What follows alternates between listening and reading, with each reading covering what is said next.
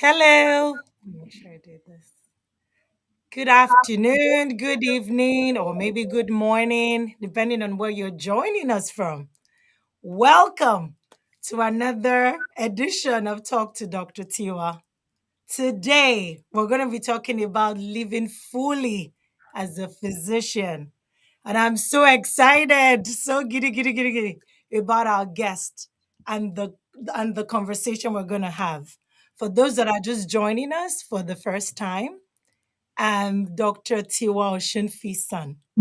I'm a practicing psychiatrist and a physician capacity strategist.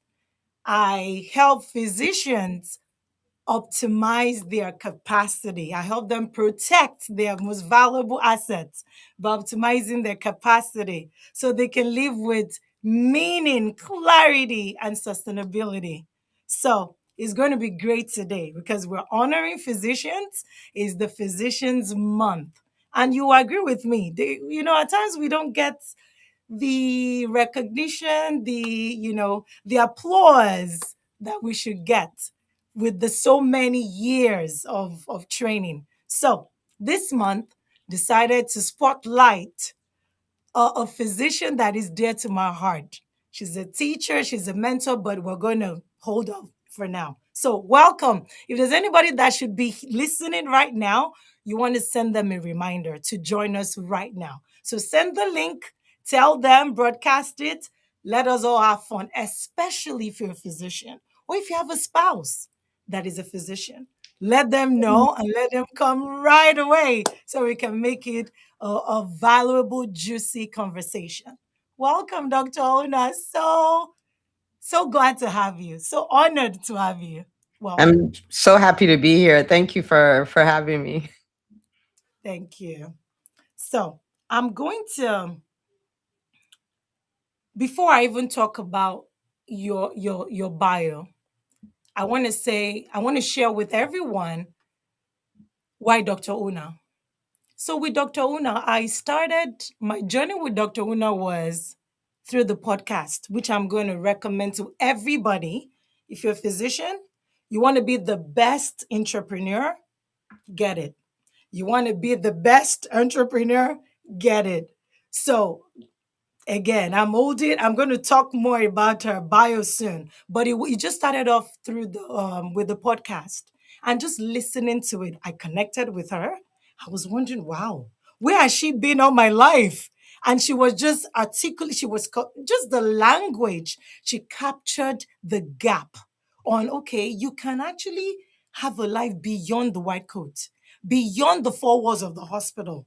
You can live a life fully. You can be satisfied. You can be fulfilled beyond even medicine. So, podcast started that journey, and here we are.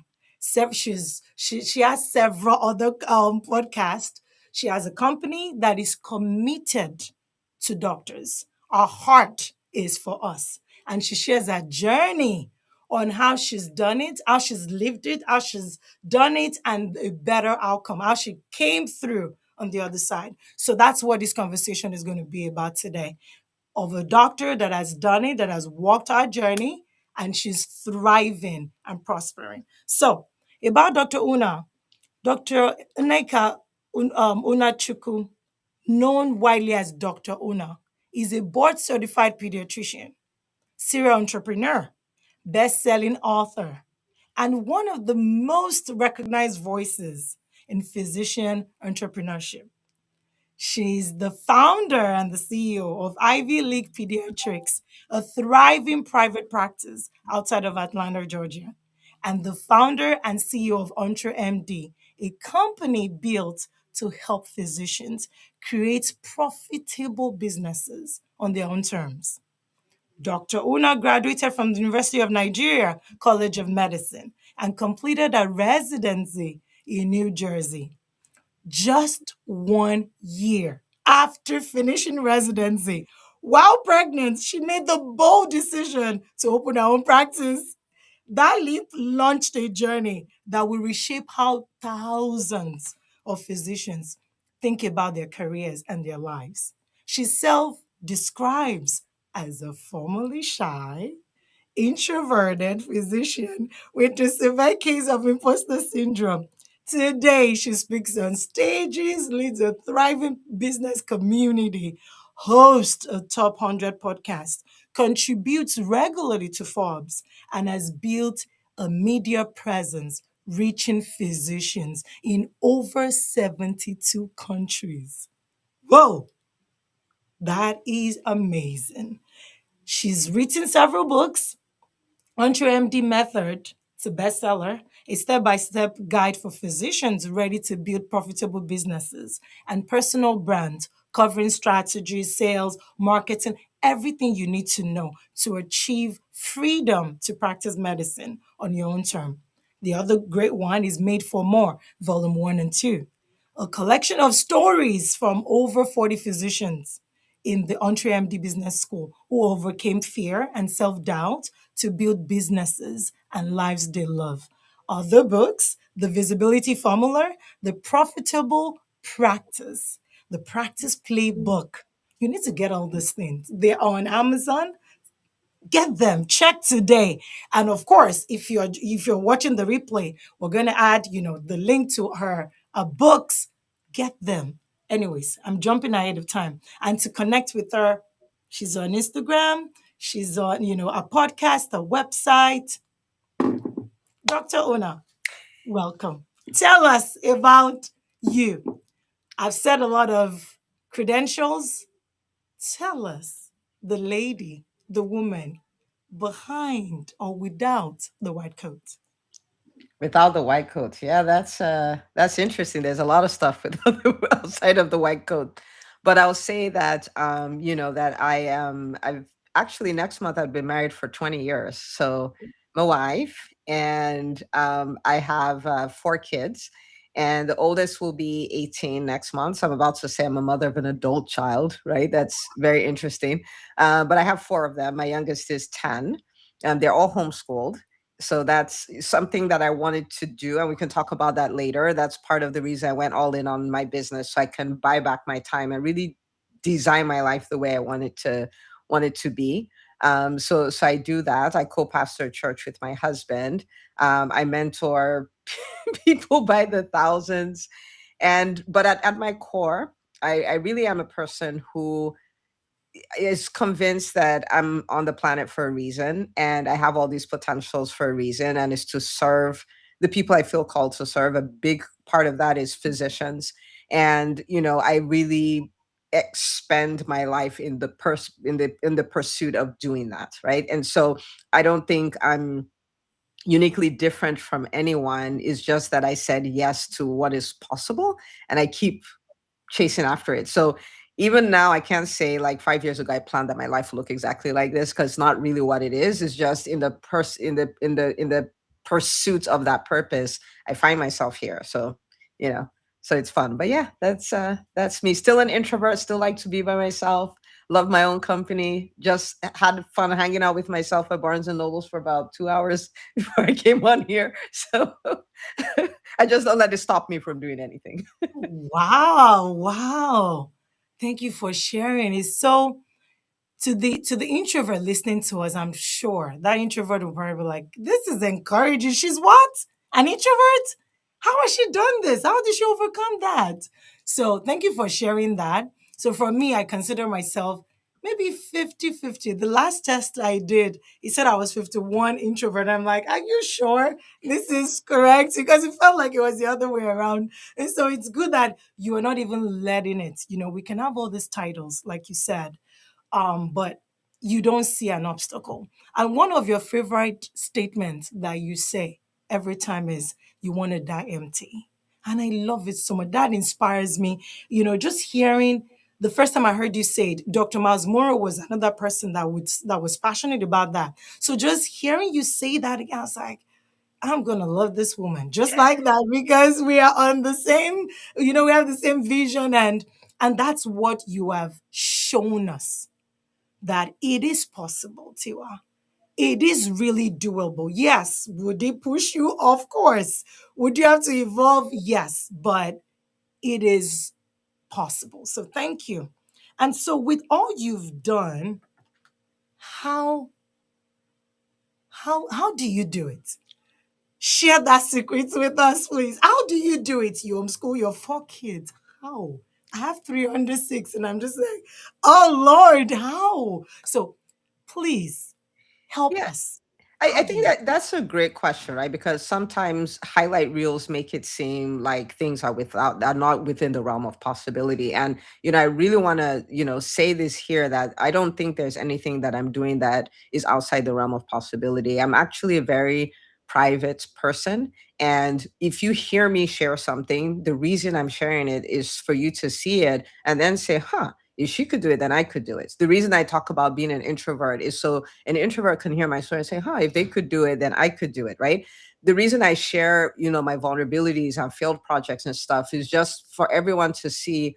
I'm really just showcasing this to say, guys, we're so much more capable than we thought. That's literally the reason for that.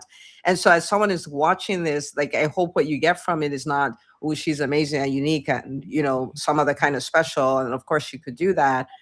It's really so you can see you can do that, right? And so I want to paint a picture of before I started on this journey, right? Like if we talk about, say, my first year as an employed physician, okay? So at this point I was a socially awkward, super shy, introverted introvert. There's no universe where I would be on this call with you, none whatsoever, right? And I was kind of this really smart person who had a one track mind. So I'm going to be a physician, I'm going to be a really amazing physician, I'm going to get a great job, my great job is going to pay me, and I'll live happily ever after. I had blinders on, I couldn't see anything else. The thought of being an entrepreneur never occurred to me. The thought of saying no to the status quo and building what I truly wanted, which, like, homeschooling my kids, that's what that is. That's not something that occurred to me that I could do. And it's very important I say this because somebody may be here thinking, oh, there are all these things and I don't think I could do them. So I think for me, the starting point was saying yes to a different kind of life. And there are a number of yeses I had to say. So after I saw my first patient as an attending, right? Like, so done with residency, got my first big girl job, walked in, saw the patient, I think it was a ringworm or something, got the diagnosis, made out their script, all of that. I was like, now, when I walked out of the room after seeing my first patient, I was thinking it was going to be this experience, but it was very anticlimactic to me. So it was like almost like a feeling of a big letdown, a disappointment. Like, okay, so and then what? And I remember thinking, like, okay, so I've seen this person, I've done this, so I'm going to do this 25 times a day, every day till I'm 70. Like what? How sway? I'm like, there's something wrong with this. And in that moment, I remember saying, this can't be everything. And when I think about it in hindsight, right, you're full speed ahead to become a physician, right? Full speed ahead to become a specialist. And then it's like, boom, you've arrived. I'm like, it Mhm. can't be. Right? Like, there has to be more, right? So anyway, so in that moment was when I made a decision that I was only going to do this for 10 years. I don't recommend it. I'm just saying this was my thing. I was like, I can only give this 10 years because there must be other things to do in life. Like, you know what I mean? Like, if I've arrived and just, like, no, right? And I didn't know what that would look like. It had never crossed my mind to own a private practice. Even at that moment, I wasn't thinking about owning a private. I was just like, well, this is going to get 10 years and that's it. And so sometimes it's just saying yes to what the next thing could be, even if you're not fully sure, right? And so some months later, a mentor of ours comes and, tells my husband and I, you guys really need to think about starting your own business. I'm like, well, we don't do stuff like that. I don't know what you're talking about, right? But then I thought about it and I said, well, let's think about it, right? So I just left that thought there. My boss, after I'd worked with him for about 9 months, walks up to me. He's like, here's a 5-year contract. I'm like, 5 years? I'm like, no, ma'am, no, sir. We will not be doing that. Right. And to put it in context, I had been married for 3 years. I just finished a 3-year residency. So 5 years was like two eternities. You know what I mean? And so I was like, well, I'm not going to be able to stay. We're moving and all of that. And so he said to me, start your own practice. I'm like, what's wrong with all these people? Yes. Like, who wants to practice, like, first year out of residency? In case you miss this bump, I'm pregnant. Like, what are you talking about? But the thing is, but I took the thought, I didn't discard the thought, right? Yes. And so by the time he said that my mentor said, I was like, huh. So I said, well, maybe I will start a private practice, right? And I will say ignorance is bliss. I didn't know anything, like anything about anything. I didn't have EntreMD to show me the way. And so I started looking at practices. I started looking at the services they offer. I started looking at the reviews, what people liked, what people didn't like, and all of that. So it was just a series of yeses. Like, let's try that. Let's explore that. Let's give that our best shot. And literally, that's how the practice started. Really, the process of exiting the practice. That's how I started. That's how Entre MD started. That's how the Entre MD podcast started. It's really like, right? Like even with the Entre MD Business School this year, we have done so much work to say, okay, what if we could make seven figures the new floor? Again, that's a crazy thought, right? Like not where we get to. This is not the goal now. This It's is not like the ceiling anymore. It's now the to floor. master Yeah. the algorithm such that everybody can, if they want to, take their business to seven, like as the floor. Is it Wow. seven figures, a normal conversation, all that, which is crazy. But I Yeah. thought about it, played around with it, and somewhere in December, I was like, yeah, why don't we do that? Right. And so then there's the seven figure physician CEO book that we had to do, and then came back to the business school to revamp the entire curriculum, entire onboarding, entire everything to say, how do we structure this such that seven figures can be the new floor? Do you see what I'm saying? It's literally saying yes Yeah. and going with what is in front of you now. And of course, this requires nonstop evolution, but we Yes. embrace nonstop evolution to become physicians. So Yes. if anybody has a track record of being able to pull this off, we do. We have evidence. We've done it Yeah. before, Yeah. right? And so, like I hope somebody can get a feel for. It's not about being unique and having unique opportunities. All of that is you're going to constantly get these nudges. Like, why don't you try Mhm. this? Why don't you think about this? Why don't you embrace this? The more you say yes to that, the more magical your life becomes. Wow. Yeah, yeah. Wow. Wow. Wow. Wow. Wow. Like if we were to stop here, I think you've given us a lot of value already of do not be afraid to say yes. Pretty much. Do not be afraid. Be curious. I mean, we're being taught, we're in medicine out of curiosity. We didn't know what we're going to get completely. I mean, I don't know if we knew it was going to be like 12, 15 years. I'm not sure we counted all the cost. I'm not sure. But we said yes. And that's how we got here. All our yeses, just one yes each day. And that's really what you're saying. Yeah. Can we continue to say yes, even beyond?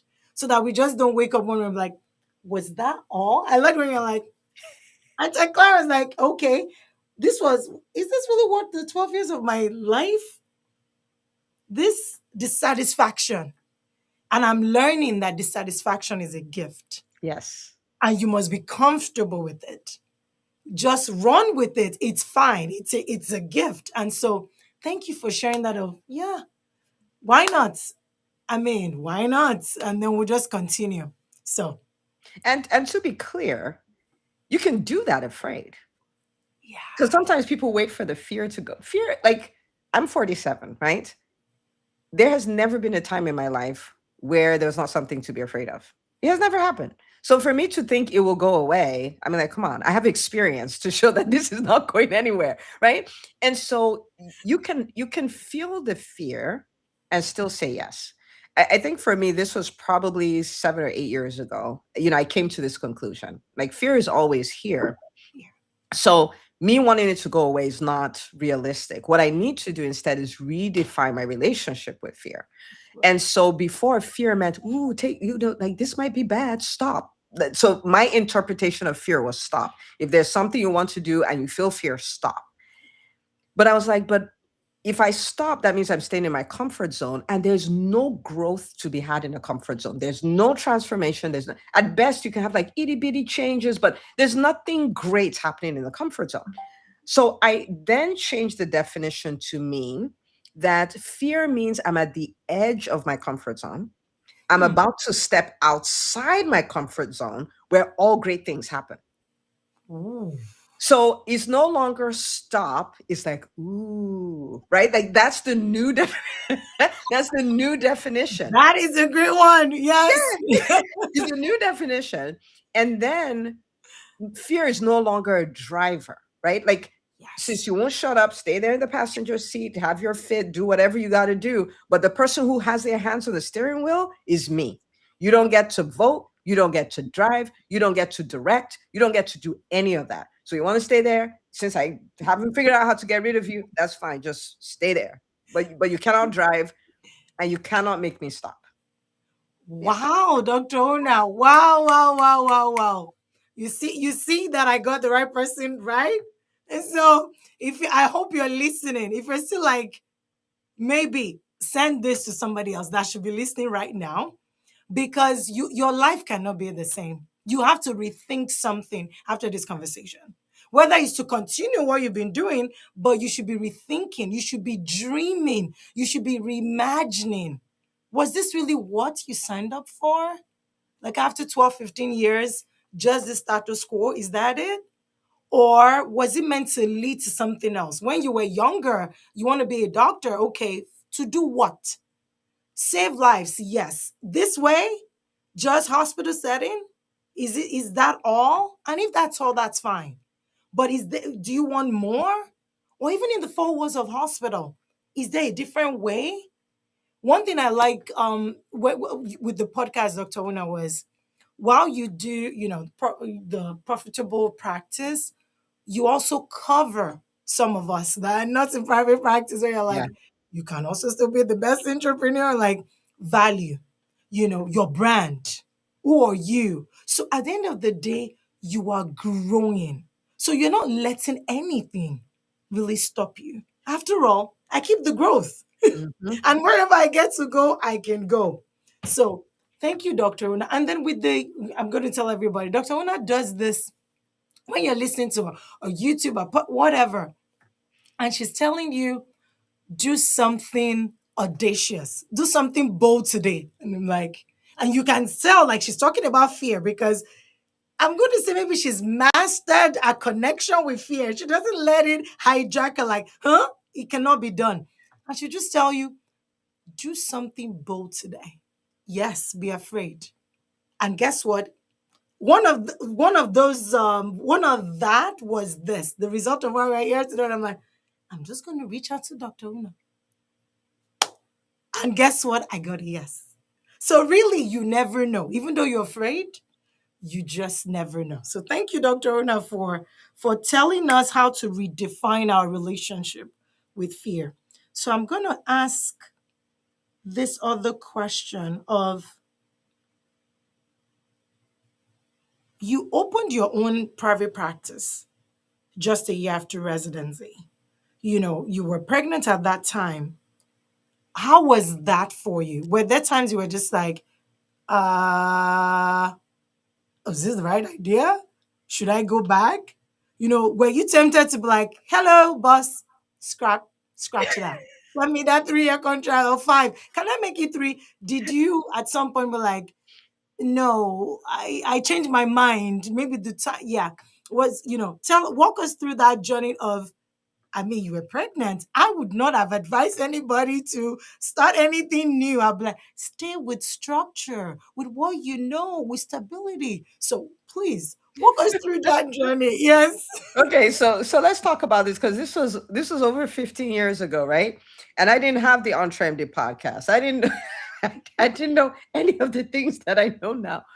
When I started the practice, there was a huge part of it that was flat out ignorance, right? Like I was under the assumption that I'm a good pediatrician. I have great bedside manners. My patients love me, and so I'm going to hang the shingle and they will come.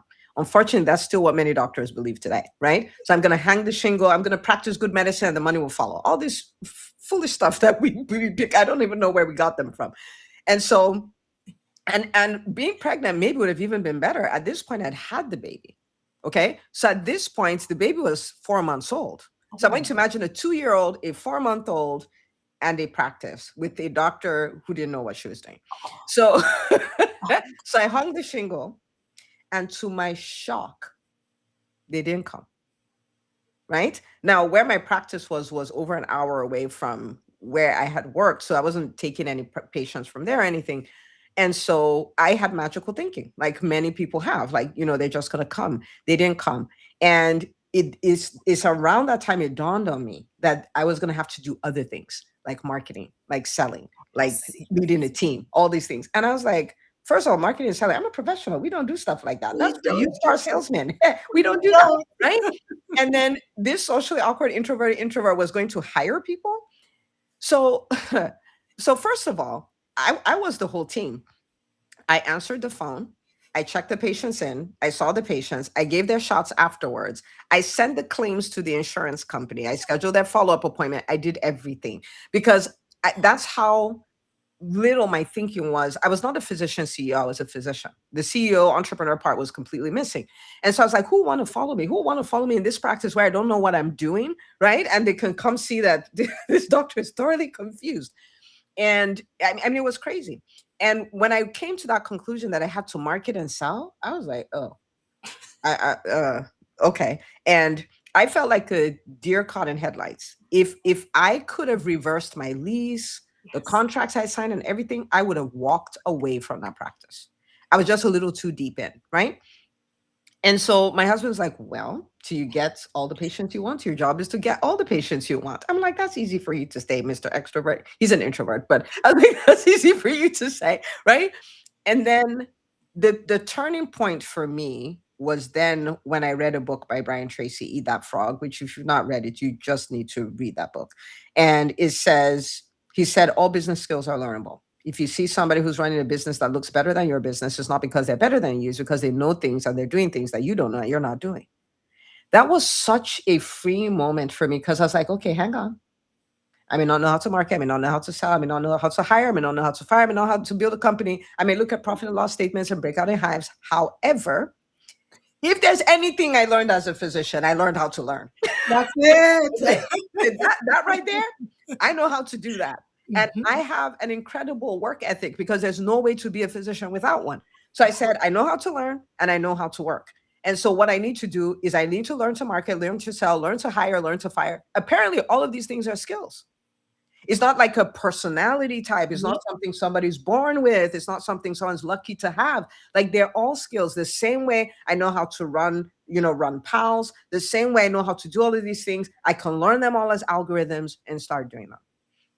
So that was then the turning point for me, right? Where I started learning, how do you market a practice? How do you build a referral base? How do you sell? Sell is not a dirty word. It's not a cuss word. It's a Mhm. good word if you want to have a thriving business. And I started learning all of those things. And then one by one, things started changing for me. Right now, remember, it doesn't mean the fear goes away. Fear is there with you for the journey, but now you know what to do to change your own trajectory where your business is not happening to you. You're defining what you want to see, and then you're doing that. So yeah, when I started, I didn't even know enough to be concerned about my business because if I looked at what I was doing, I was like, girl, you're not, this business is not going to go past a year. Like now I can see it. Then I didn't even know what I didn't know. But it was some scary times. Wow.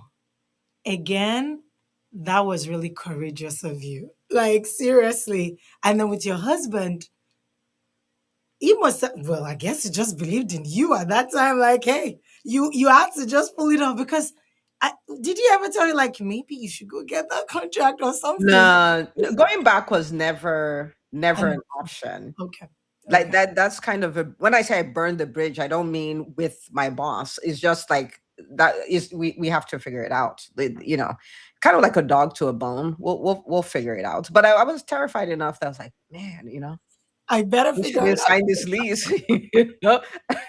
I better the only option you had was to figure it out. It seemed like It's to figure it out, but there's also a scenario where you don't even know how to figure it out. You know yeah. what I mean? Like I Yeah. didn't even know where to start from. I would literally go pull up my computer and Google like physician entrepreneur. I'm like, where are these people? Like I didn't even know who to ask questions. There are no books to read, right? Like you read books and they're talking about stuff. I'm like, yeah, that would make sense for somebody else. It doesn't make sense for me as a physician.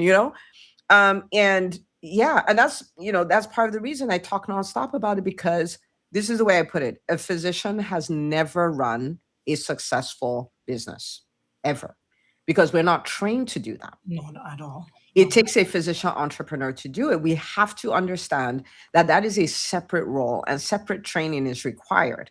And some people say, well, not just do good medicine.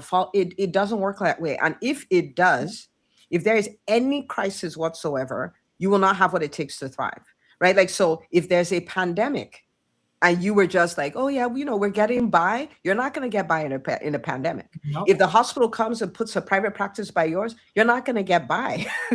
We just practice good medicine. No, like, so any number of events can just make your business extinct, and it's not just private practice. Whatever your business is, and so as physicians, when we get out, whether we work a job or we're a coach or we do events or we're podcasters or we have a private practice, whatever, once we get out, the next best gift we can give ourselves is that transition from physician to physician entrepreneur, right? So you talked about people who work jobs, right? We have a doc in the Entre MD Business School who is an employed physician, loves her employed physician. That's all she wants to do. But she is treating it like her business, because because for me, every physician is an entrepreneur. Mhm. Your business may just be accidental or you curated it, but everybody is. You as a brand, you're an entrepreneur, right? And people know that. Recruiters know that. They know that if they leverage your brand, they could make hundreds of thousands of dollars in commissions. So when Right. they send all those nice emails like, oh, if you know somebody, this job would be good for, forward it to them. They know your network is $1 million network. The question is, do you know your network is $1 million Mm, network? You know what I mm. mean? They know. So anyway, this doc, she negotiates, and she's like, oh, people are burned out and have all this stuff. She negotiates for coaches for every physician, every nurse practitioner, every PA in her hospital. So Wow. they get coaching. She negotiates for a scribe because she's like, this is the volume I'm seeing. If you give me a scribe, I can see this volume better for your bottom line. She's having conversations like a Wow. CEO, right? She's employed. So they give her a scribe, and then she negotiates for 12 weeks off. 12, like 1, 2, 3, 4, 5, 6, 7, 8, 9, 10, 11, 12. I need to And they smoke give it what to I her. need to smoke what she's smoking. I need She's to. smoking on trying to be business school woman, Okay, right? yes. And she does this, and she gets paid the most that year than she's ever been paid. Why? Because she's not, I'm an employed physician. She's an entrepreneur. Do you see what I'm saying? And Yes. so making that transition is what gives us the freedom we're looking for, the autonomy we're looking for, the value. Like, she's having conversations with CMO, CFO, all these people, right? As an employed physician, Yeah. like, she's not Yes. devalued in the No. Yeah, workplace. she's You know what I'm valued. saying? Yeah. Yeah. And so the time freedom, the financial freedom, the value, getting rid of burnout, all of that is all tied to adding entrepreneur, adding CEO to what we already have. So when we graduate, we're able to take great care of physicians. When we become entrepreneurs, we're able to take great care of our lives. Hmm. So we need both. Yeah. That is deep. That's critical. Yeah. Wow. Wow. Wow. Wow. I caught that. I hope you did. Those listening to us, I hope you caught what I caught. So you being a doctor is great, but you have to learn more, Mhm. evolve to really be the CEO of your life, pretty much, of the kind of life you want to have, whether it's in practice, whether even where you practice right now, but how to be valuable. Sometimes, Dr. Anna, this is a great conversation because at times we're fighting at the hospital to be valued, to be seen. Like, see me, appreciate my what I bring to the table. But at times, most times we don't get that. And so what you're talking about, this doctor that is doing it, this is really this is a great example of it can be done. Yes. And you really don't have to start something. You have to evolve first in your mind. See yourself as that better version of you where you are contributing, you're making impact, you're adding value, and you are being respected for that. That is profound. Thank you. Thank you, Dr. Una. That is profound. Um, I'm going to ask about what is the so several doctors that you've seen.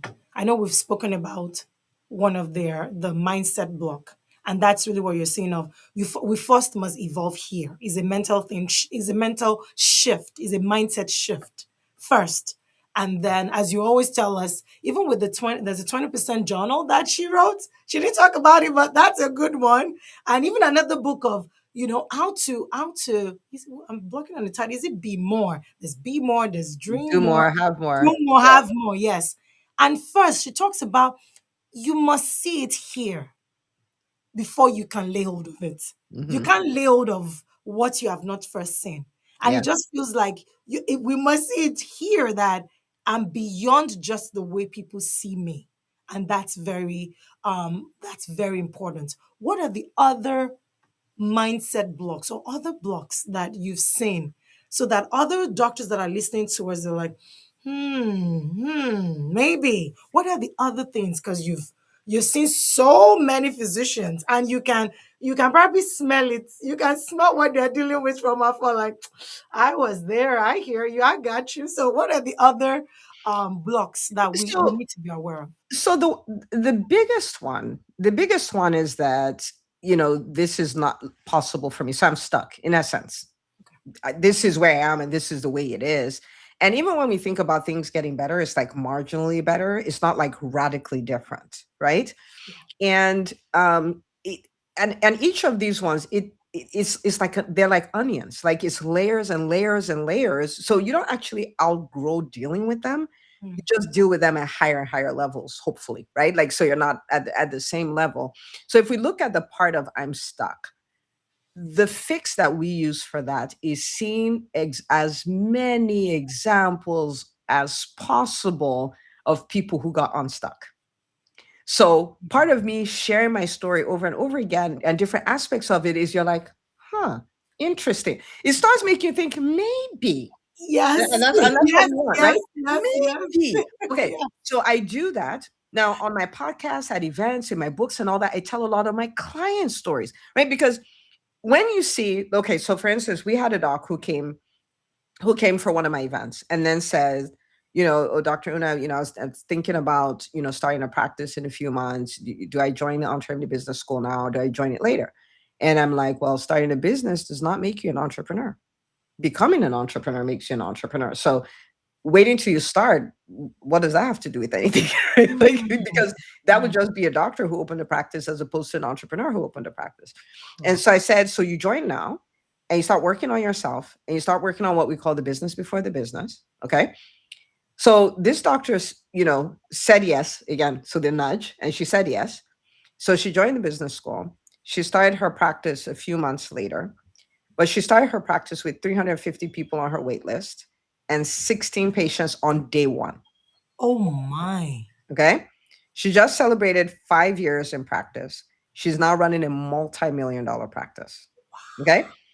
So now people have watched her journey. And so it makes you go like, okay, she was not that special. And when I say that, I don't mean as a person. Like, of course, as a human, she's special and she's priceless. But she's like, she had doubts, and I heard her talking about her doubts. She had challenges that she did. As I heard her talking about, and now she's running a multi-million dollar practice, taking off more time than she's ever taken before. And like, what is going on? Yeah. Yeah. So now that's one story, but we have hundreds of these stories. And so Yeah. every time you hear the story, what it's doing is attacking that mindset of I'm stuck, because it's like, no, like I'm Yeah. not different from these people. You know what I mean? And so hearing the stories over and over and over again, and what it does is it damages that way of thinking. Okay. That's The third is being in community with these people, because the gift of community is you see the trials and the triumphs. You don't see a highlight reel. You mm-hmm. watch them in real time saying, oh my goodness, I'm so frustrated with XYZ and all this stuff. And you watch them on the other side thriving. So it normalizes being stuck. It normalizes challenges and all, but it lets you know, and you come out of them. Right That's after every valley is a mountain and another valley and a mountain. And, like that's what happens. yeah. And so when you put yourself around this, then it deals with that and you start thinking less and less that way. Right.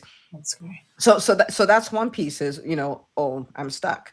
Oh, I'm not a business person, right? Yes, I'm yes, not I'm not a that's most business of person, us. Yes, we right? went I'm to not a medical business. school and we were never taught that. Yeah. But this is the thing when you think about it. if you want to call it out, well, you were not a doctor before you became a doctor. True that. You know what I'm saying? Like, so when we say, Yes. "Wait, I'm not a business person," then become one. Like, right? I'm not a doctor, become one. That's what you did. You said, "I'm not a doctor," you became one, right? And it required you to get an education in it. It required you to be around other doctors. It required you to do uncomfortable things. Yes. Nobody was comfortable doing their first IV, first intubation, first, Yeah. like nobody. Yes. But we did it uncomfortable. We did it messy. We did it scared until we became great at doing it. True. Very Same true. difference. It's just different education and different scary stuff, right? And so that whole concept of I'm not an entrepreneur, then become one. Country Become MD. just That's just it. become one. Like, this is not a thing. Um, the mindset of if I'm doing it right, I Yes. shouldn't have any challenges. Yes. Challenges are a way of life. This, Perfection. I mean, it's just a way of life. There's never, like, if you think about it, Dr. Tiwa, you've been your life long enough. There has never been a year you didn't have challenges. I I wish. could probably say there's never been a day that you didn't have. You know what I'm saying? It is part of it. And again, this is why I love community. So in the beginning, right, people are like, "Oh, doctor, and I don't want to do the business school. I want to do one-on-one coaching with you." I'm like, trust me, it will take you a few years to get it. You do I've not want always wondered though, like with the one-on-one coaching, but I know you would not have been able to scale. There's No, no, no no. way. It's Yeah, not yeah, even that, right? Because I could have had a boutique thing and charged a whole lot of money and had a few clients. Maybe it would have been even easier time-wise for me, right? true. But this is the thing. We are surrounded by the narrative that physicians can't thrive in business, physicians don't know what they're doing, physicians are one-trick ponies, they should stay in their lane. Everybody in private practice complaining that private practice is dead and all of that. Like, you cannot thrive in that environment. Correct. Yes. We become our environment, right? So imagine someone doing one-on-one coaching with me. They come and we map out all these things, we do everything. They spend an hour with me a week, Yeah. and they spend 2 hours, 3 hours every day around this level of negativity. It Oh, doesn't matter what I do in the hour, it will be you are choked out, so right. You are so right. right? Yeah. Now, for the people who work with me, what ends up happening is, yes, we can have our live sessions once a week, but then community with people. So you come in there, you're like, "I decided to take my business to a million." Everybody's like, "Yeah, let's go." You come in and you're like, "Man, I need to do this. Like, I'm trying to host this event. I only have 20 people registered." And people come out. "When I did my event, this is how I got, 200 people. When I did mine, this is how I did this." Like, so you're around people who are not naysayers. Like, no Yeah. naysayers, That is so and good. and people who can lend their expertise and their experience and their connections and all of these things. And with that, you can go so much further faster. That is so do, good. do, do you see what I'm Yeah. saying? Like, so Yeah. You're so not alone. You're not doing you're it not alone. alone, you're not You're doing it alone. learning, you're growing, Yes, the growth is fast tracked. yes, yes, Wow. right. That yeah. And so that's the difference right there. And so when you're in that kind of community, because with our people, they're so generous, it is trials and triumphs, right? They're not just sharing their wins, they share their struggles. And you see somebody struggling and you're like, "Wait, and they just did this win." So it normalizes challenges. Like, yeah, you're having issues in your business, and what about it? That's you and everybody else. You see what I'm saying? And Yeah. so that whole thing of it shouldn't be challenging, it is.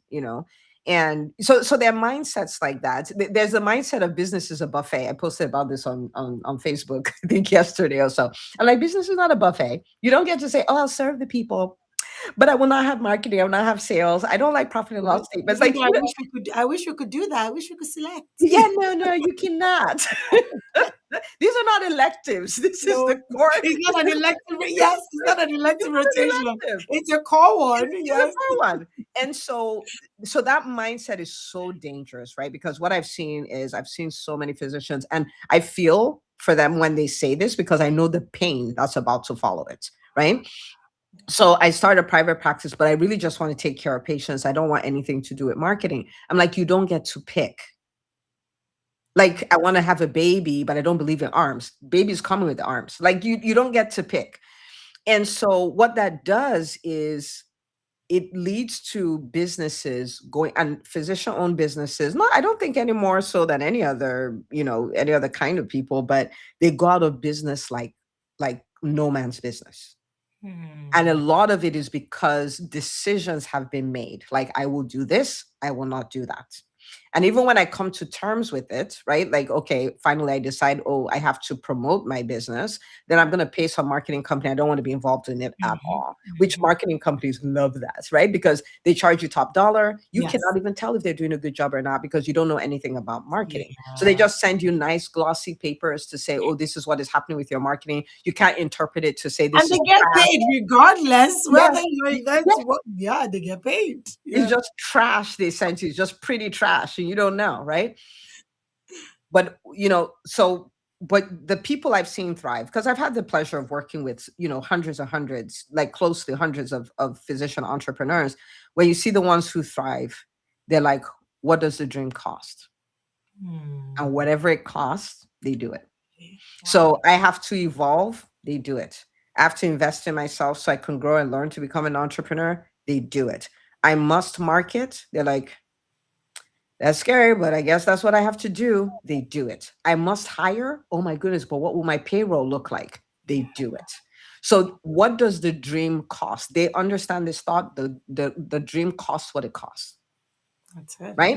So Mm. if I go to a Gucci store, which you know me, I don't shop, so I don't go to Gucci stores. But if I went to a Gucci store, right, or I went to a Louis Vuitton store and I wanted some red bottoms, right, I don't say, "Ooh, look at those shoes, I like them. They're $4,000. I want them, but I don't want to pay." Yeah. Right? In Yeah. real life, that's called shoplifting. If you try to leave with them without paying, it's called shoplifting, and you're in danger of being clothed in orange. Okay, but we do that Yes. with our dreams. This is the dream business I want. This is what it costs. I don't want to pay it. Then we try to take the dream out the store. Hmm. The dream Yes. costs what Yes. it costs. Mm. End of story. And so Whoa.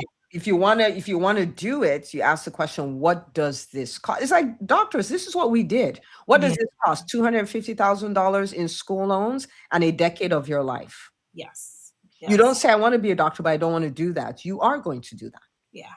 Or don't go to medical Or school. don't go to medical school. Yeah. But for Yeah. some reason, entrepreneurship, we're just like, no, I want to be an entrepreneur, but I'm not going to market. I'm not going to sell. I'm I'm I'm not not going to cut out for change. that. I'm not cut out for I'm that. not cut off for that. I'm shy. I'm introvert, and I'm not going to change. I'm going to say exactly the way I am, and oh yeah, and I'm going to serve few people, and because I want them to this to be very affordable, I'll charge them a little bit of money, and I'm going to have Yes. a big Yes. business. Yes. I'm Yes. like, Yes. Yes. Yes. like no, that's not how this works. Oh my God, you've nailed the realities that we're dealing with, our mindsets because of the conditioning I that mean, we guess how I know? because you didn't see exactly. Which is why this is so profound because you see it. You can see us struggling, running around in that rabbit hole, and you're just like, when you're tired, let me know.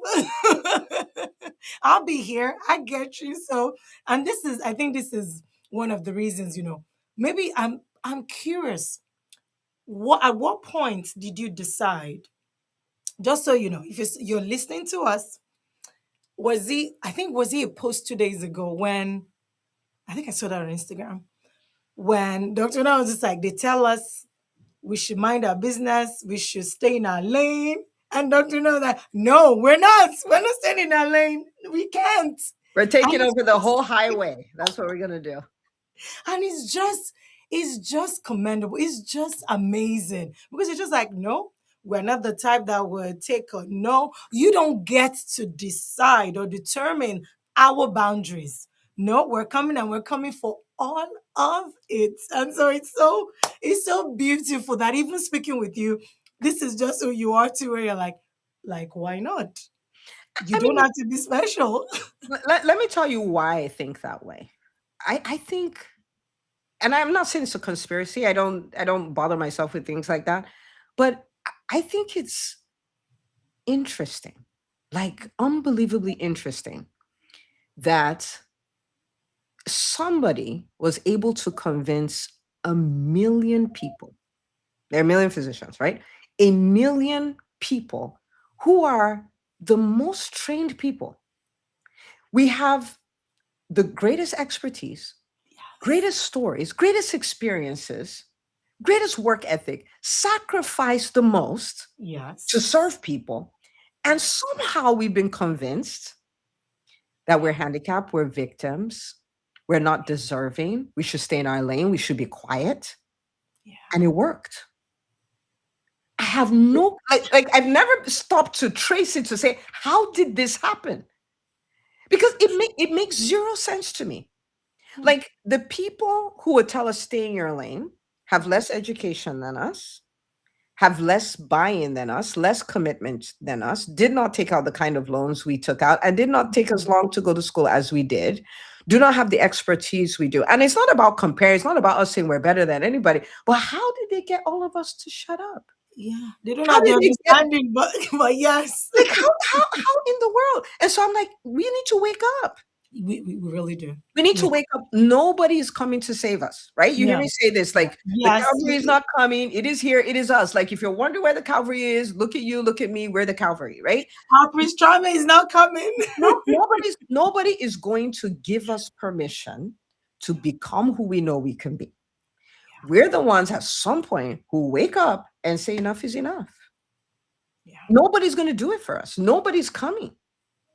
And if we can just start saying yes to us, yes to what we want to build, yes to the careers we want to have, yes to the lives we want to live, because we can have it all. Yeah. We can. And I mean, we spent over a decade sacrificing time, money, effort, our youth, everything. Like we live in a world where when you sow a seed, you get a harvest. We live in a world when you invest, you get a return on investment, right? We live in a world where when you have delayed gratification, there's something at the end. We're Yeah. all about you have invested and invested and invested. It is Yes. time for your ROI, and this is how you get it. Correct. Right? Like it, Correct. it's time for the ROI. And Correct. so if you look at the way medicine is for doctors, it's an eternal sacrifice. It It never ends. is. It And is. nobody is going to say, you know what? You've invested enough. It's time for an ROI. Nobody's Nobody, going nobody to. told us. We're the ones who are going to Nobody- say that. Yeah. We're going to say it's ROI time. Thank you very much. Yeah. Yeah. Nobody told us what it was. Yeah, like you said, it's almost like it's long term. It's everlasting. It's we have to just continue. But I love what you said about we need to speak up.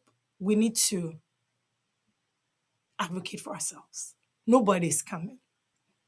Seriously. Nobody is going to be like, oh, Tiwa, based on your sacrifice, so this is what I think. No, Nah. I have to, if there are no rooms, I have to make a room. Yeah. If there's no seat, I have to bring my seat. Yeah.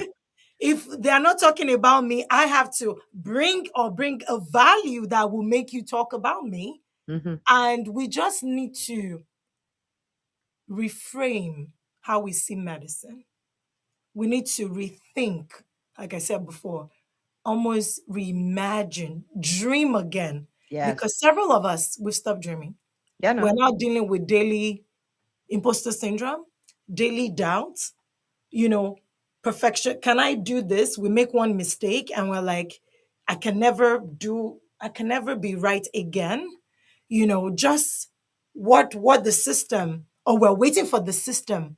But I like what you said, where we're not saying the system is perfect, but that we really need to stop waiting for the Yeah. system Yeah. to recognize, to acknowledge, to do whatever we think they should be doing that they are not doing.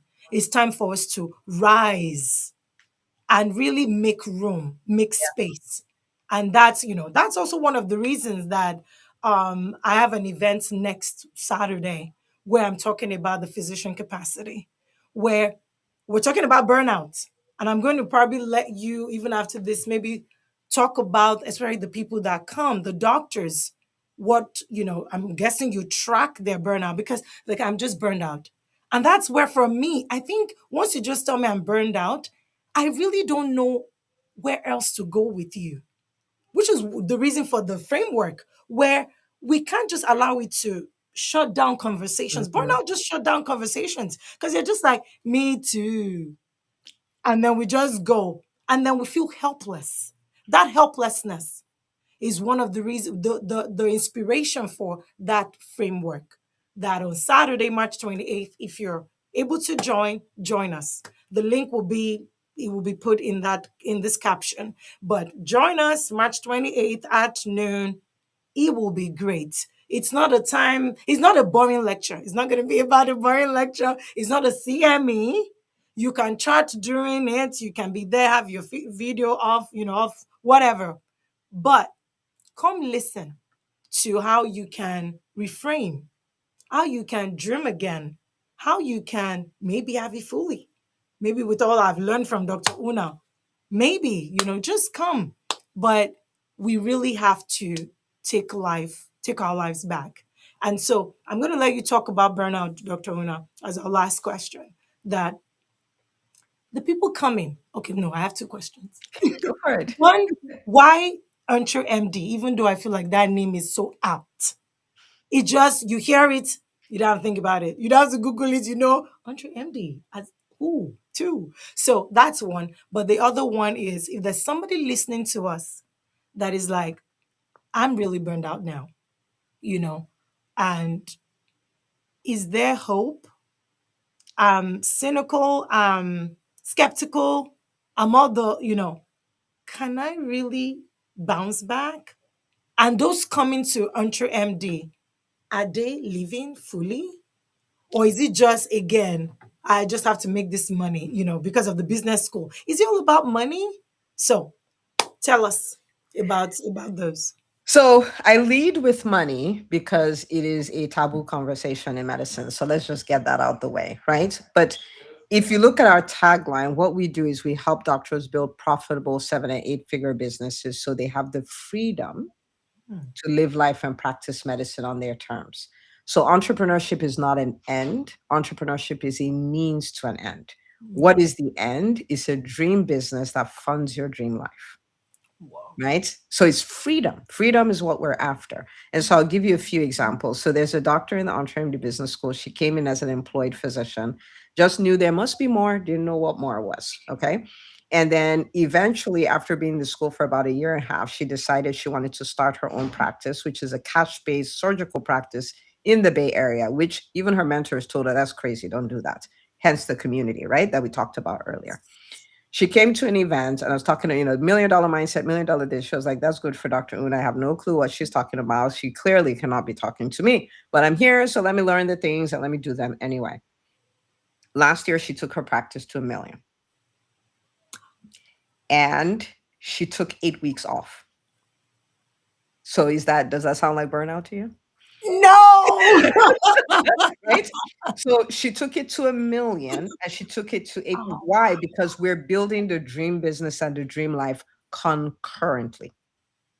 It's not about sacrificing your life. Nobody will even tell you what kind of business because it's what do I want to do, which solves half of burnout, by the way. What is it that I truly want to do? How do I build a business system around it? How do I monetize that in a way that doesn't cost me my time? Right? Okay, so that's for that doctor. I already told you about the other doctor who did 12 weeks off. So clearly, yeah. okay.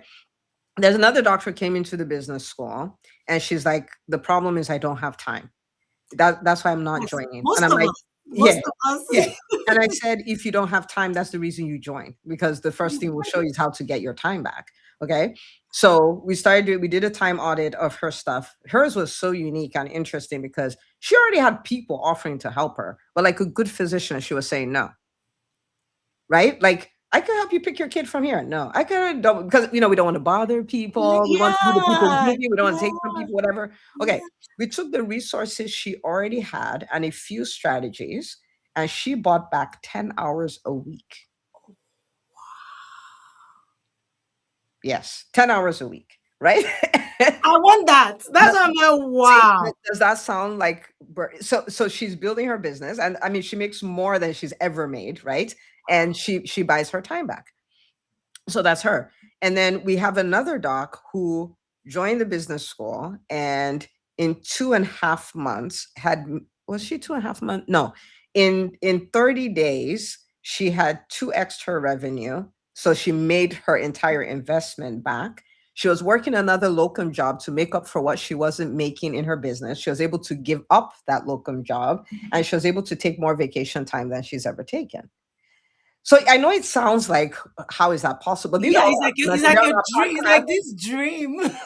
No, but the thing is this, right? Like, the part of the reason, especially as physician entrepreneurs, why we get burned out is we, one, don't know how to use time, right? Because if you think about it, the turning point for me in my life as an entrepreneur when it came to time was when, I got back from work. Maybe you don't do this, but I used to do that, where I get back, I sit in my car, like, I need a minute before I I walk into do the that house, right? all Okay. the time before I transition Yeah, as a I mom. said I need a minute. So I'm sitting in the car, and then I'm like, "Oh my goodness, my team is driving me nuts." I had less than 10 employees. My business is a small business. And all of a sudden I'm like, "Oh my goodness, I'm so stressed out," all of that. So when I'm done transitioning in the car, I go in. My husband's watching a basketball game. So for recreational companionship, I watch the basketball game with him. And here's Mark Cuban, who at the time, like, he's on Shark Tank. So, I follow him. He has his net worth is about 3 billion, and he has 150 companies. He just has a t-shirt on. He's just chill watching the game. So I'm like, okay, I have one company with less than 10 employees. He has 15 times more companies than I have And employees. it didn't look troubled. And he's chill. I'm like, so clearly the problem is not that I don't have time. The Hmm, problem is how I'm using the time. correct.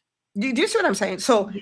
the issue is, how are we using the time, and not knowing what the strategic activities are.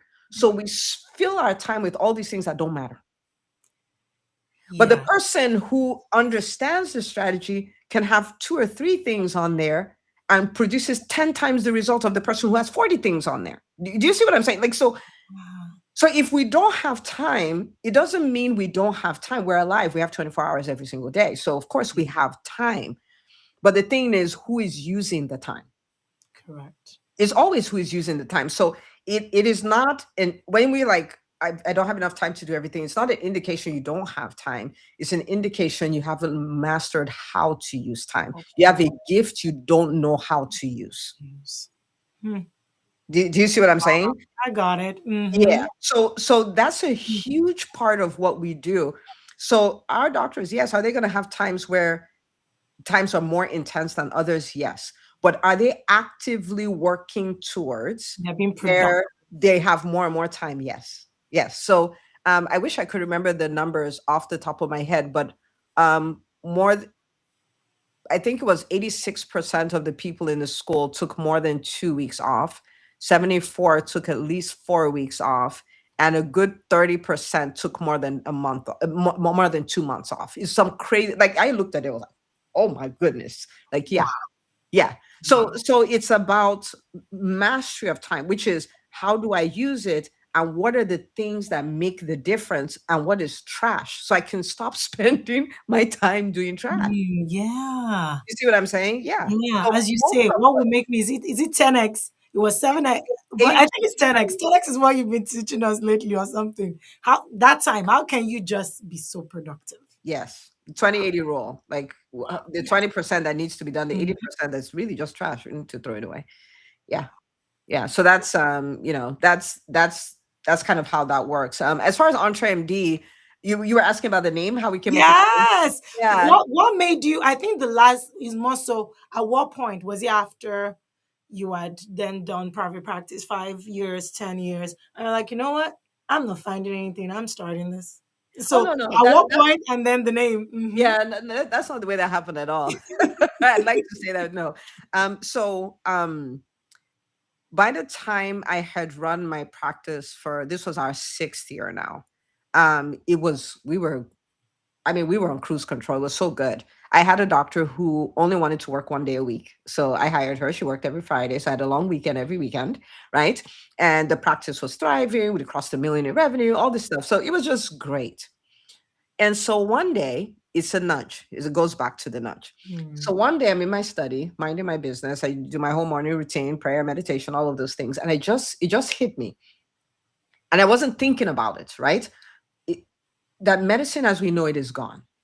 And if Yes. all you know how to do is lay hands on patients, you're going to be fresh out of luck. This is 2016. This was 10 years ago. And Wow. I remember going like, okay. I was like, oh, so I could have ignored the thought, but Yeah. I entertained it. And I said, okay, what if I couldn't touch patients? What would I have to do to still have relevance as far as impacting people and still be able to bring you revenue? And Wow. so I was like, okay, literally, this is how I thought about it. I was like, okay, well, what if I was this? What if I learned how to show up as the CEO of my practice? So not just somebody who sees patients, but I have such value from a business perspective that I earn as much as a physician. I was like, that's interesting. I was like, I could write books. I mean, people make money writing books. I was like, okay. So I wrote that down, author. I was like, well, I've run a successful private practice. I could teach other people. I didn't even know coaching was a thing. I wrote consulting, right? And so I wrote a number of things like that. Wow. But the impression was so strong that I was like, I was not going to ignore it. So I said, okay, so which of these do I need to start chasing down to start working on? Okay. And as God will have it, I got something in the mail. I don't actually remember how I got it, but it was a speaker's boot camp. I was like, I said speaking was one of the things that I could do. I was like, let me go for that. Now I Here want it you to is. imagine socially awkward, super shy, introverted, introvert, like speaking, right? Hilarious. So I go for the training and it was phenomenal, right? Like, it was a phenomenal, the framework of speaking, all this stuff. I was like, man, that's amazing. And then after they're like, okay, so you can come, sign up for our program. It's $43,000 for 10 months. I was like, 43,000? Like, what is it, laced with gold? Like, what foolishness is this? Right? But it's the nudge. It's the nudge. So Hmm. I was like, okay, well, you were here for this event for 2 days. Has it made a difference? Yes. Are you more comfortable speaking? Yes. Did you actually speak on stage? Yes. So what do you have to lose? Hmm. And I'm like, where am I gonna get $43,000 from? Where Exactly. in the world? So I called my husband, and my husband's like, yeah, let's do it, right? Wow. So, signed up for the payment plan, 4,300 a month or whatever. But I will tell you, in those 10 months, I became a completely different person because Wow. that's what happens, right? And so the speaking thing, I had it, and funny enough, I used it in the process of practicing it to start a Facebook Live show for my private practice, which made my private practice explode because people were like, oh, yeah, it was called the Legacy Parent Show. Like, oh, Legacy Parent, she's on, let's go see her, whatever. I got so many new patients from that. And so the first thing was that we need to find something else to do. So I hadn't even gotten to LTMD yet. And I said, okay, well, I want to help entrepreneurs. So let's help entrepreneurs. So I started this company called the Dr. Una Academy, and we're going to just help entrepreneurs. I had my first event. It was amazing. We had like 80 something people in person, they Yeah. paid for it. So they paid attention. It was so good. Yeah. But then afterwards, I started having conversations. So all the non-physicians were like, we hear what you're saying, but you don't understand us Oh, because you have access to more money, you have a better network, whatever, whatever. I was like, huh, interesting. Then I talked to the doctors who came and they're like, yeah, we heard what you said. It was really good, but clearly not for us because, we're physicians. We don't do stuff like that. so you're in between. I was like, so it dawned on me that I had to pick. And I said, okay, because nobody was listening to me, Yeah. right? And I said, okay, the thing with the non-physician is they probably understand that they could start a business. The physician has no clue. The physician is like, that's not, and me understanding because the whole meditate after meditation, the whole medicine as we know it is gone. I walked away. The impression I had is like, it's going to be a bloodbath. Like with what's coming, it's going Mhm. to be a bloodbath. Doctors are going to be out of work, which 2016 was hard to imagine that would be possible. Now it's like, yeah, yeah, of course, right? Now, yes. It Yeah. makes perfect sense. And so I was like, the people who are going to be in the middle of a bloodbath are the physicians. So I was like, I think the non-physicians can take care of themselves. I think they'll do just fine. Let me go serve the physicians. They're the ones I need to help. And so then it's like, okay, let's let's let's start. Now Mm. you have to understand that it sounds like I was confident about this, but right? Because it's like, help them with what? Like, because you have an MBA, because you have like what? Like, okay, fine, you have one private practice, but you have one business, and that's what you're going to use to help everybody. Like, who's fooling who? What is wrong with you? And all of that. But that's the thing. I never yet let the fear stop me. So I'm not saying I didn't feel it. I felt it very intimately, but I just didn't let it stop me. And so we called it Entre MD, like entrepreneurial MD. I was like, actually, I probably got the idea from Dave Ramsey, funny enough, because he has Entre Leadership. Yes, And yes. somewhere subconsciously, like when I think about it in hindsight, I'm like, I think I may just have piggybacked off of him. I don't know. But anyway, so Entre MD. And then we had our first meeting in person in Atlanta, where I was casting vision, saying this is what it's about. And with all the marketing skills I had in this universe at the time, I got 6 doctors and 3 medical students to come. Okay, there's 9 people. All right, so we had them, and I was like, had this little meeting. I still have the pictures, days of little beginnings. And we started with that. Then I started doing one-on-one coaching. So I did that. So we started September of 2018. That was when we had our first meeting. Did the Wow. one-on-one coaching, and then 2019, I did my first group program. Did my first Entre MD live, which is a whole other story. That would be a whole other episode. And then in 2020, here comes the nudge again. Like, you're doing this stuff and you're helping people and they're getting results. Well, will you take care of the physicians? There's a million of them. Yeah. Clearly, the way you're doing it, you're not going to get to them. Will you do it? And I was like, no, I will not. Because there's a million of them. Okay. Like, When you get started, no, yes. you know, and I fought with that for a little bit. But the yes to that is what became the Entre MD Business School. Wow. So that was June of 2020, in the middle of a pandemic. Yeah. Yeah, that's what Like, it's became the time to have Entre MD School. easily you could have said, hell no. This is not the Not right right now. time. Yeah, like this is not the right. Who does this with COVID? Who Yeah, even like what's gonna happen afterwards? yeah, Like you rightly said, this is what we're seeing now and who we're seeing right now is a sum total of the many yeses. yeah, Wow. yeah. So, and I was Wow. so ashamed when I started the business school, because, okay, hang on. Harvard has a business school. Emory has a business school. Dr. Una has a business school. Oh, Like, got you. right? You don't have an MBA. You don't have credentials. You don't, like, what? Like, True. what are you talking about? True. What in the world? So when people say imposter syndrome, I'm like, you don't even understand. Oh It's like, wow. just don't let it stop you. So I Oh still showed up. I still, because again, the heart of it is, if I can help 100,000 physicians, if I can just help them, the stories will be so significant that every physician will be forced to change, because you correct. will see that, oh, hang on, because once you see it, you can't unsee it. No, no, Do you see what no. I'm like? Yeah. Yeah. You You're cannot. changed forever. That's it. Yeah. So you just walk in and you're like, huh. So it's like, if I can change enough people who other people can see, then the narrative for everybody will change. And there's no way to do it except to go big and do it. Help the people you're helping get the biggest results you can help them get. And it's not biggest to compare, to say my business is bigger than your business. Is in alignment with the life you want to build, right? Like, so everybody's framework is a little different, you know. So they're building this, that's the whole thing behind making 7 figures the new norm, so that this way, because it's almost like private practices, for instance, struggling and going out of business, that's Yeah. the norm, right? Yes. And so I was like, what is a way that is just so glaring that you can't ignore it, you can't unsee it? Like, we just make 7 figures in 4, right? And so it's just, yeah, it's just the yes to the nudges. Wow. And we don't have to have it all figured out.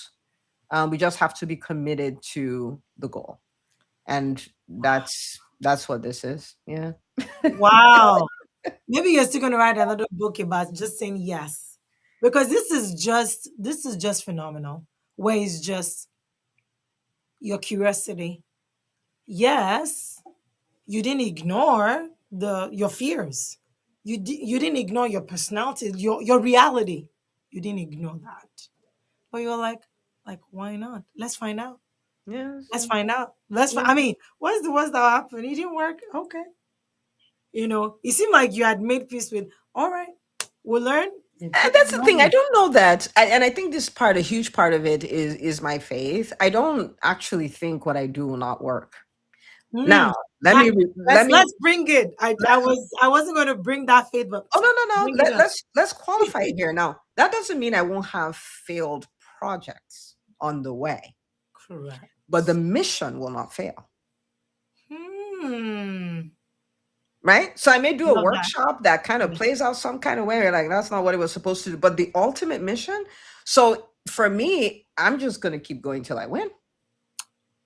Hmm. So there may be things I do that fall flat. Yes. It's not, I don't see it as fatal or terminal, or I don't see it like, for instance, if I did a book launch and it didn't sell as many copies, cry me a river.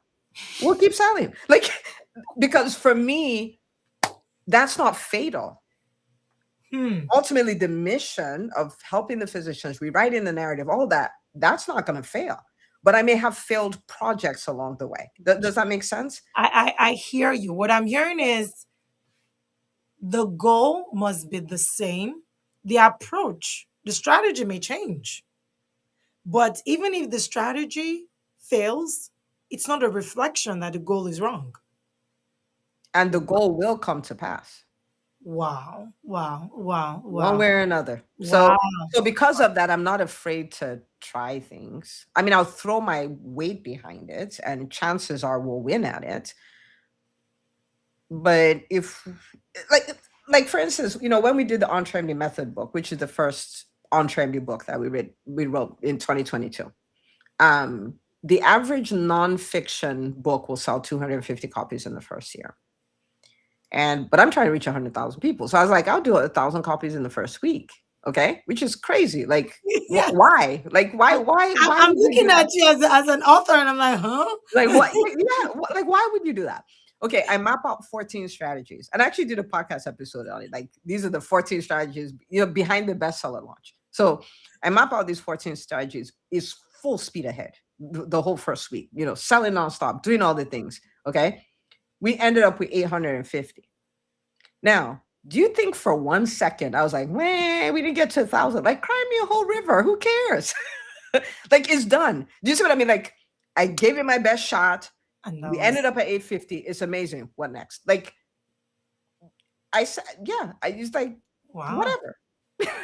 Wow. I feel like you're also explaining a kind of I don't want to say personality, but it kind of I don't want to call it personality because somebody may be like, maybe I can't.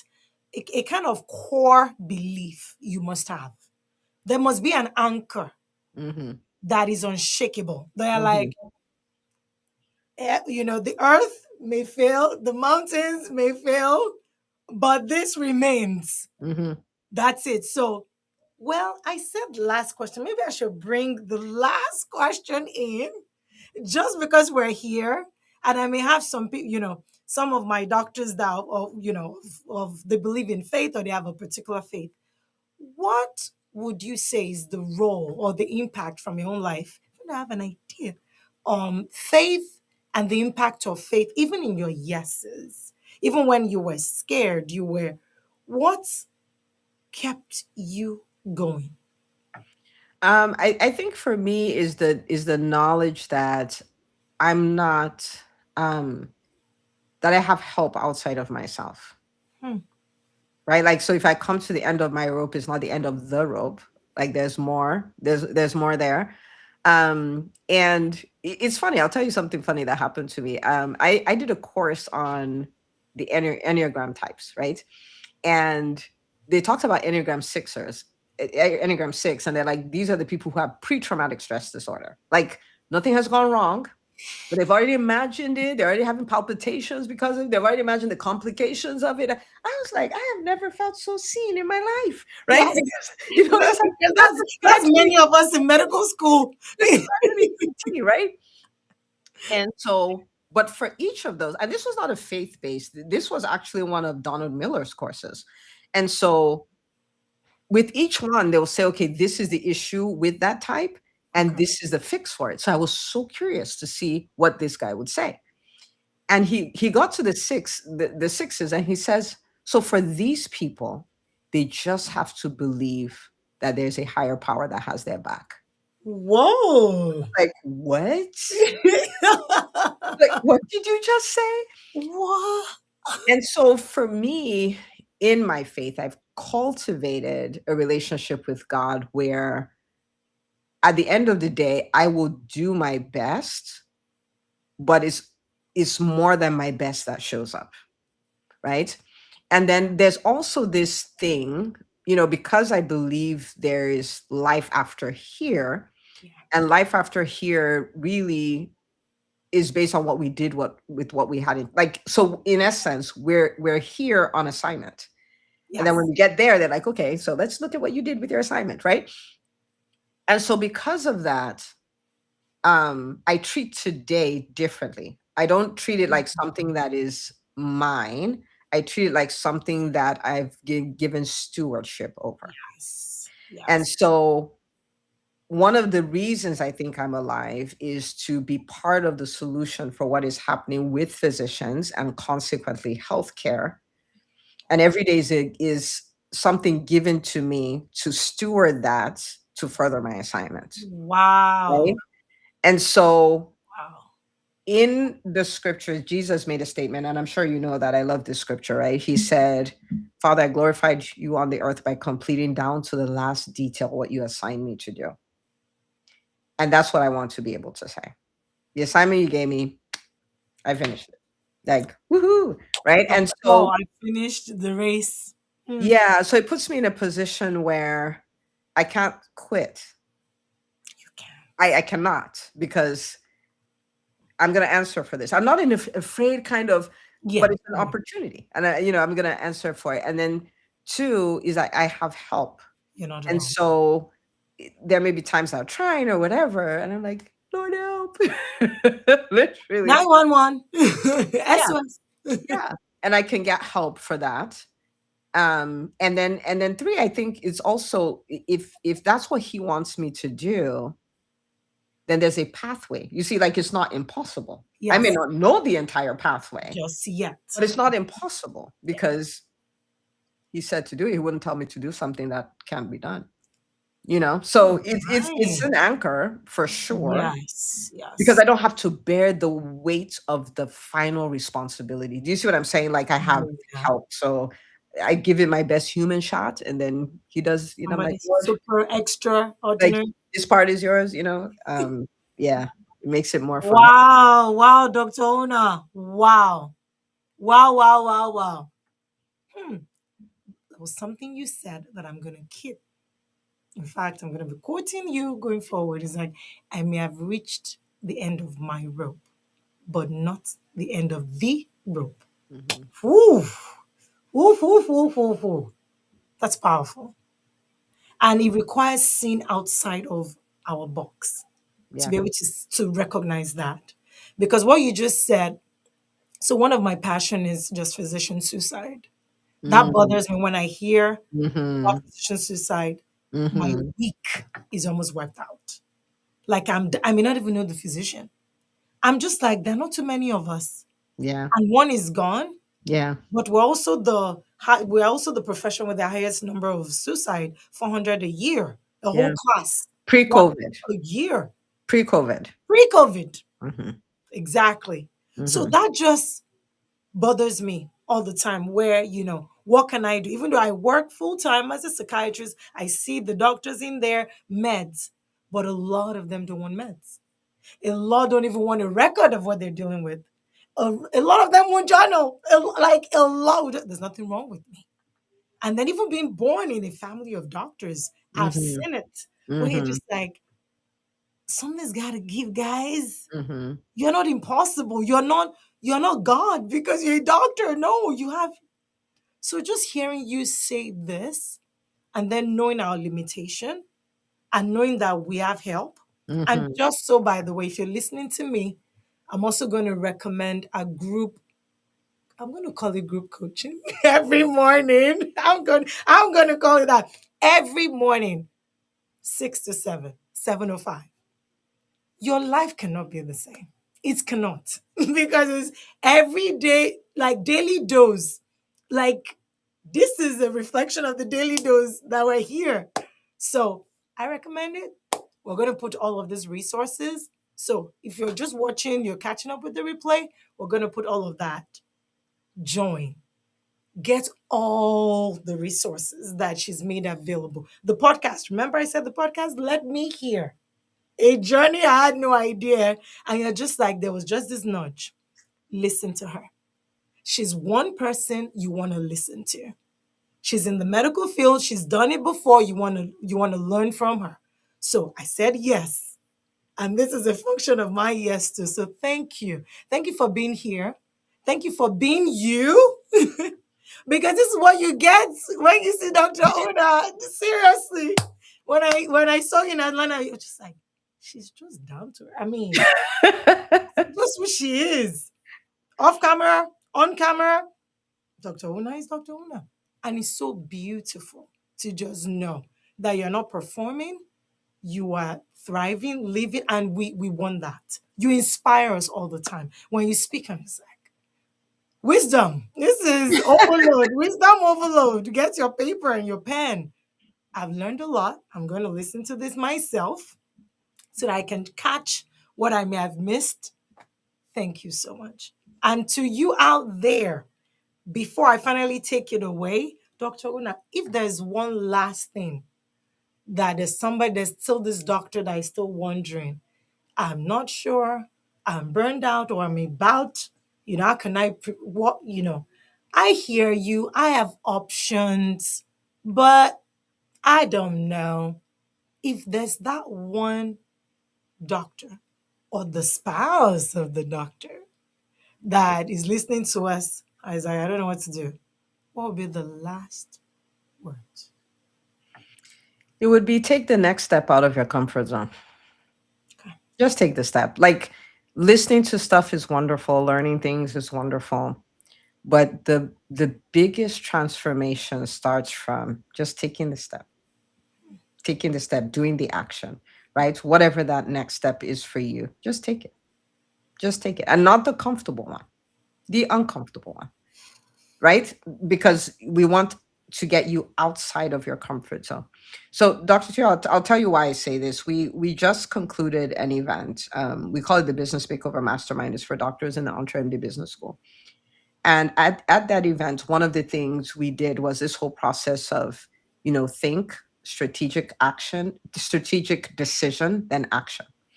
And I didn't want them to come for an event where they have 17 pages of notes and all of that stuff, because who goes home to do 17 pages of notes?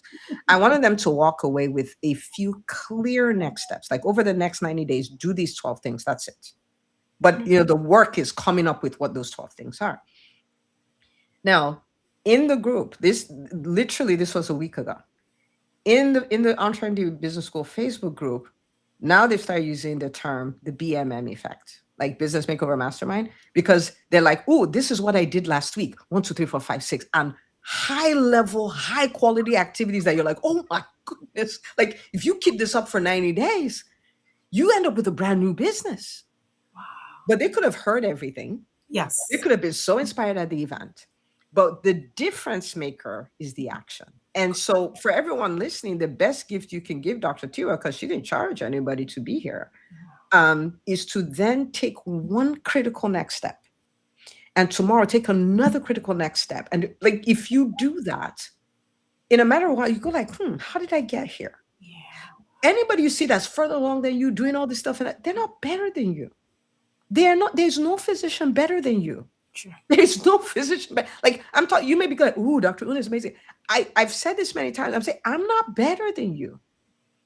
But one thing is that I will get the nudge. I will decide, I will act. If you're looking for what the superpower is, that's what it is. And so you've gotten some information, you make a decision, you act, and you keep the cycle going and going and going.